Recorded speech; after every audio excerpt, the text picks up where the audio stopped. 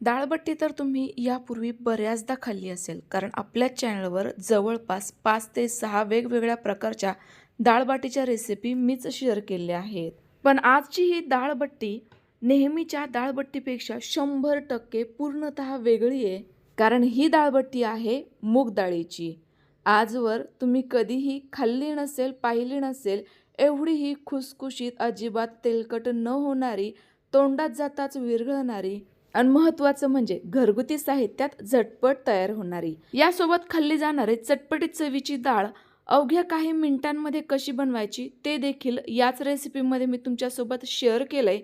त्यामुळे रेसिपी शेवटपर्यंत नक्की बघा आणि मला खात्री आहे आजची ही रेसिपी तुम्हाला नक्की आवडणार आहे. त्यामुळे व्हिडिओला प्लीज प्लीज प्लीज आत्ताच लाईक करून घ्या. चला तर मग या अनोख्या चविष्ट खुसखुशीत डाळबाटीच्या रेसिपीला सुरुवात करूया. नेहमीपेक्षा चविष्ट आणि वेगळ्या पद्धतीची ही डाळबाटी आपण बनवत आहोत 1 वाटी मूग डाळीपासून. त्याकरिता ही घेतलेली मूग डाळ स्वच्छ 1 ते 2 पाण्याने पहिले धुवून घेऊयात. आता बऱ्याच जणांकडे सालीसह मूग डाळ असेल तर ती या ठिकाणी वापरली तरी देखील चालणार आहे. आता ही आपल्याला डाळीच्या दुप्पट पाणी घालून कमीत कमी 3 ते 4 तासांकरिता भिजवून घ्यायची आहे. त्याकरिता यावर झाकण ठेवूयात आणि साईडला ठेवून देऊयात. 3 ते 4 तासांमध्ये आपली डाळ अगदी छान अशी दुपटीने फुललेली आहे. जर ही डाळ भिजवायला तुमच्याकडे कमी वेळ असेल तर कोमट पाण्यामध्ये भिजवा. अगदी 1.5 ते 2 तासामध्येच व्यवस्थित भिजेल. आता ही मी एका मिक्सरच्या भांड्यामध्ये निथळून काढून घेते. जास्त निथळून नाही घेतली तरी देखील चालणार आहे, कारण काही पाणी आपल्याला वापरावं लागणारच आहे. आता हे डाळ भिजवलेलंच पाव कप साधारणतः पाणी यामध्ये घालूयात आणि ही डाळ मिक्सरला जेवढी शक्य आहे तेवढी बारीक स्वरूपात दळून घेऊयात. तर बघा, अशा स्वरूपाची आपली मूग डाळीची पेस्ट तयार झाली. ही एका परातीमध्ये काढून घेऊयात. तर बघा, आपलं हे मूग डाळीचं मिश्रण इतपत पातळसर आहे. आता यामध्ये घालूयात चवीनुसार मीठ, हातावर क्रश करून घेतलेला पाव चमचा ओवा, अगदी 1 चिमूटभर खाण्याचा सोडा, जो घालणं पूर्णतः ऑप्शनल आहे. डाळबट्टीला रंग छान येण्याकरिता पाव चमचा हळद, चवीकरिता पाव किंवा अर्धा चमचा लाल तिखट, अर्धा चमचा धना पावडर आणि थोडीशी बारीक चिरलेली कोथिंबीर. या साहित्यांमुळे आपली डाळबट्टी छान अशी चटपटीत चवीची तयार होईल. आता 1 कप घेऊयात न चाळलेलं गव्हाचं पीठ. आता या ठिकाणी मी जे गव्हाचं पीठ, रवा वापरला आहे याचं प्रमाण तुम्ही अंदाजानुसार कमी अधिक करू शकता.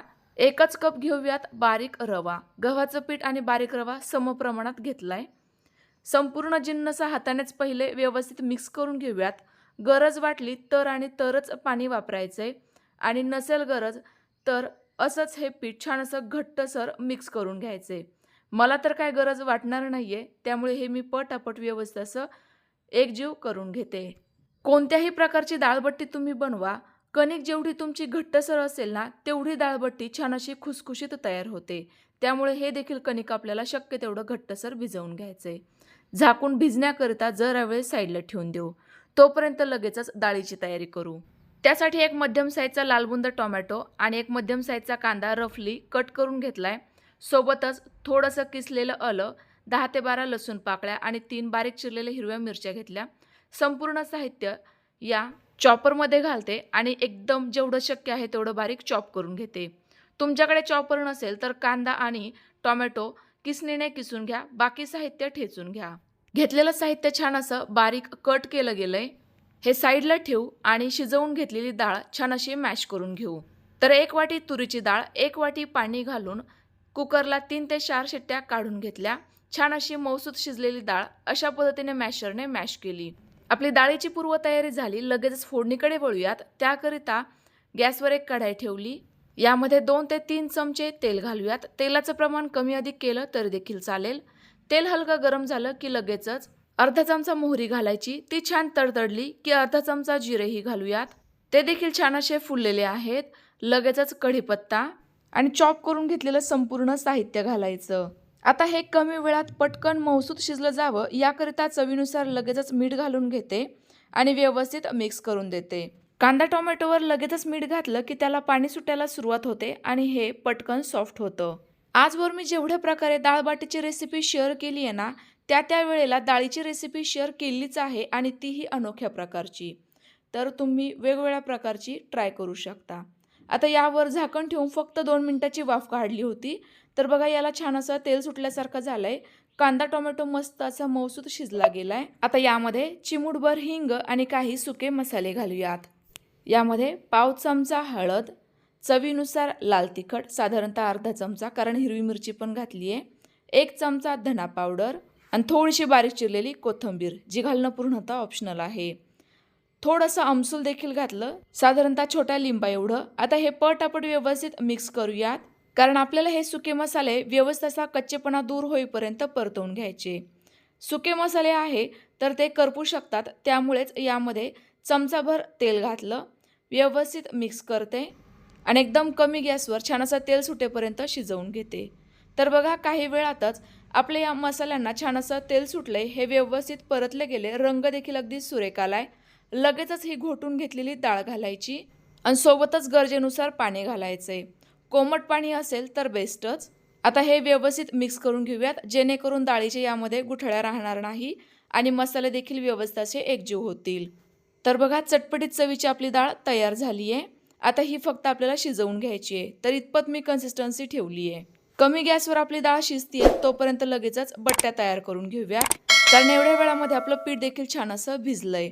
आता यातील चपाती एवढा एक छोटासा उंडा घ्यायचा, तो हातावर थोडासा पसरट करून घेतला आणि लगेचच शक्य तेवढी पातळ आणि मोठ्या आकाराची पोळी लाटून घ्यायची.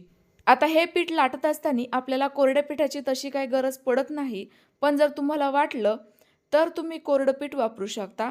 पण लक्षात असू द्यात, कोरडं पीठ लागतंय याचा अर्थ तुमचं पीठ हे पातळ झालंय आणि हे अगोदरच सांगितल्याप्रमाणे कणिक जेवढं घट्ट तेवढी डाळबाटी खुसखुशीत होणार. त्यामुळे मी सजेस्ट करेल, असं जर झालं असेल तर तुम्ही थोडंसं कोरडं पीठ रवा मिक्स करून पुन्हा एकदा हे कणिक मळून घ्या. आपली या ठिकाणी मोठ्या आकाराची पोळी लाटून झाली. आता यावर अर्धा चमचा तेल घालूयात, हे व्यवस्थित हाताने पसरवून द्यायचं आणि शक्य तेवढी याची घट्ट अशी गुंडाळी तयार करून घ्यायची.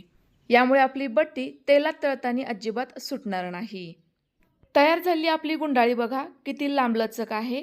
तर ती आपल्याला थोडीशी आखडू करून घ्यायची आहे. त्याकरिता बघा बाहेरच्या साईडने ही आतमध्ये ढकलायची आणि पुन्हा एकदा गोल गोल असं फिरवायचं. यामुळे रोल घट्टही होतो आणि आपल्या बट्टीला जास्त लेअर पडतात. आता उरलेल्या कणकेचे देखील अशाच स्वरूपाचे 3 ते 4 रोल तयार करून घेऊ. तर बघा माझे 4 रोल तयार झाले. लगेच हे वाफवून घेऊयात. त्याकरिता कढाईमध्ये 1.5 ग्लास पाणी गरम व्हायला ठेवलं, त्यावर एक चाळण आणि झाकण ठेवूयात. आता या चाळणीमध्ये आपल्याला संपूर्ण रोल ठेवून घ्यायचे. तर चाळणीला मी अगोदर थोडंसं तेल लावून घेतलेलं होतं. तुमच्याकडे जर स्टीमर किंवा इडलीचं भांडं असेल तर त्यामध्ये देखील हे रोल तुम्ही वाफवून घेऊ शकता. आता यावर झाकण ठेवून फुल गॅसवर हे 7 ते 8 मिनिटाकरिता वाफवून घेऊ. तर एवढ्या वेळामध्ये बघा आपल्या या डाळीला काय मस्त अशी खळखळून उकळी आली आहे. रंग देखील अगदी जबरदस्त आलाय. कन्सिस्टन्सी अगदी परफेक्ट आहे, कारण ही डाळ थंड झाली की अजून थोडीशी घट्टसर होते. आता अगदी अर्धा लिंबा एवढाच गुळाचा खडा घातला, 1 चमचा सांबर मसाला घातलाय. आता हे छान असं मिक्स करून घेऊयात आणि सर्वात शेवटी थोडीशी बारीक चिरलेली कोथिंबीर घालूयात. तर बघा काही मिनिटांमध्येच बट्टीसोबत खाण्याकरिता आपली चटपटीत चवीची डाळ तयार झाली. आता ही जरा वेळ साईडला ठेवून देऊ, कारण आपल्या इकडे बट्ट्या देखील छान अशा वाफवल्या गेल्या आहेत. तुम्ही जर डाएटवर असाल, तळलेलं खाणं टाळत असाल तर या बट्ट्या तुम्ही अशा सुद्धा खाऊ शकता. खूप भारी लागतात. आमच्या घरात स्पेशली मला या खायला खूप आवडतात.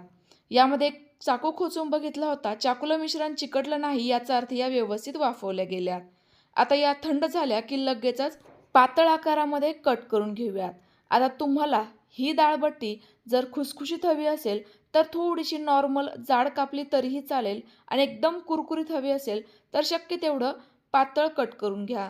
मला ही बट्टी खुसखुशीत हवी होती, त्यामुळे मी थोडीशी जाडीची ठेवली आहे. साधारणतः 1 इंच जाडीची ही मी कट करून घेतली. यातील एक बट्टी मी तुम्हाला उचलून दाखवते. बघा किती सारे हिला लेअर पडलेले आहेत आणि छान अशी मसालेदार दिसतीये. लगेचच तळायला घेऊयात. काही वेळेला आपल्याकडे पाहुणे येणार असेल तर आपल्याला काय मेनू बनवावा सुचत नाही, तर अशा वेळेला तुम्ही ही डाळबट्टी नक्की ट्राय करू शकता. अगोदरच तुम्ही या बट्ट्या तयार करून फ्रीजमध्ये ठेवल्या तर आयत्या वेळेला तळून देखील खाऊ शकता. या वाफवलेल्या बट्ट्यांना साधारणतः 1 ते 2 दिवस आरामशीर टिकतात. एअरटाईट डब्यामध्ये घालून फ्रीजमध्ये ठेवल्या तर 3-4 दिवस देखील टिकू शकतात.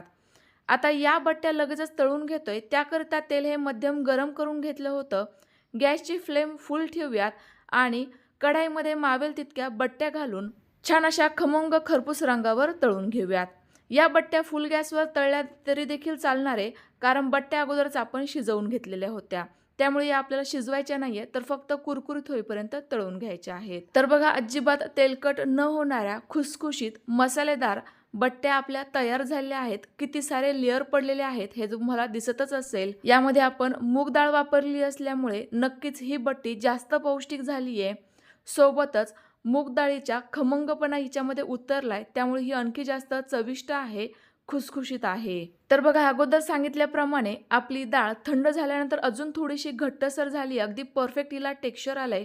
लगेचच सर्व करायला घेऊयात. तर आजची ही अनोख्या पद्धतीची डाळबट्टीची रेसिपी यापूर्वी तुम्ही कधी ट्राय केली आहे का? किंवा ही रेसिपी या अगोदर कधी पाहिली आहे का? माहीत होती का? कमेंट्स करून नक्की कळवा. रेसिपी आवडली असल्यास लाईक करा आणि जास्तीत जास्त शेअर करा. आजची ही रेसिपी तुम्ही कुठून बघताय हे देखील कमेंट्स करून नक्की कळवा. मला खूप आवडेल. आता ही बट्टी बघा, 2-3 बट्ट्या एक सोबत चुरल्या तरी देखील अजिबात हात तेलकट झालेला नाहीये आणि किती सहजतेने या चुरल्या गेल्या यावरून अंदाज आला असेल या किती मस्त खुसखुशीत आहे. त्यामुळे अजूनपर्यंत जर रेसिपीला लाईक केलेलं नसेल तर आता तरी नक्की लाईक करून घ्या. अशा छान छान नवनवीन रेसिपीज पाहण्याकरिता आपल्या खाद्यप्रेमी चॅनलला नक्की सबस्क्राईब करा. शेजारील बेल आयकॉन देखील प्रेस करा. पुन्हा एकदा भेटूयात तुमच्याच आवडत्या छानशा नवीन रेसिपीसोबत. तोपर्यंत बाय बाय.